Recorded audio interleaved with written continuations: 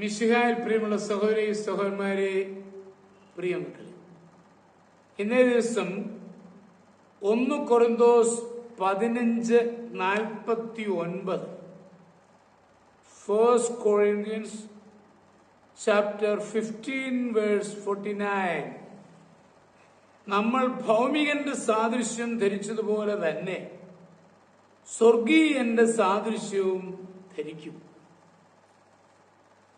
ഇന്ന് നാം മരിക്കുമെന്ന് അറിവ് കിട്ടിയാൽ നമ്മുടെ മനസ്ഥിതി എന്തായിരിക്കും? അന്ധാളിപ്പ് പലരെയും ബാധിക്കും. മരണസമയത്തെ ഏകാന്തത, മരണവേദന, പ്രിയപ്പെട്ടവരെന്നുള്ള വേർപാട്, മരണാനന്തര സ്ഥിതിയെക്കുറിച്ചുള്ള അവ്യക്തത എന്നിവ ദുസ്സഹങ്ങളാണ്. നല്ലൊരു ക്രൈസ്തവന്റെ മരണം, അനാനന്തര ജീവിതം എന്തായിരിക്കുമെന്ന് ഇവിടെ പറയുകയാണ്. സ്വർഗീയനായ ഈശോയുടെ പ്രതിമ നാമും ധരിക്കും. ഈശോ മരണാനന്തരം ഏത് രീതിയിലായിരിക്കുന്നുവോ ആ പ്രതീകമായിരിക്കും നമുക്കും ഉണ്ടാവുക. മരണത്തെ ഭയപ്പെടാതെ സ്വാഗതം ചെയ്യുവാൻ അനേക ക്രിസ്തീയ വിശ്വാസികൾക്ക് സാധിച്ചിട്ടുണ്ട്. വിട്ടുപിരിഞ്ഞ് ക്രിസ്തുവിനോടുകൂടി ആയിരിക്കുവാൻ പൗലോസ് ആഗ്രഹിച്ചു. ക്രിസ്തു വിശ്വാസികൾക്ക് മരണസമയം അടുക്കുമ്പോൾ മുഖം പ്രകാശിക്കുന്നതായും പുഞ്ചിരിക്കുന്നതായും കാണാറുണ്ട്. നമുക്ക് അജ്ഞാതമായ ഏതോ ആന്തരിക സന്തോഷം അവർ അനുഭവിക്കുന്നുണ്ട്.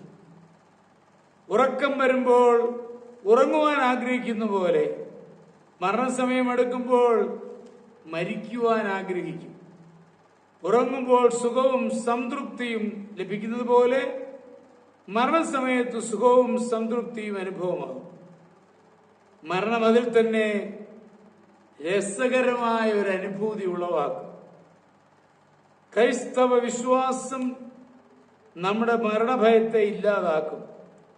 ഇപ്പോൾ നമ്മോട് സ്നേഹബന്ധം പുലർത്തുന്ന ഈശോ നമ്മുടെ മരണസമയം നമ്മെ വിട്ടുപോവുകയില്ല. അതിനുശേഷം നാം ചെല്ലുന്നിടത്ത് ഈശോ മുൻകൂട്ടി പ്രവേശിച്ചിട്ടുണ്ട്. അവിടെ നമ്മെ സ്വീകരിക്കുവാൻ ഒരു സ്നേഹിതനെ പോലെ അവൻ കാത്തിരിക്കും.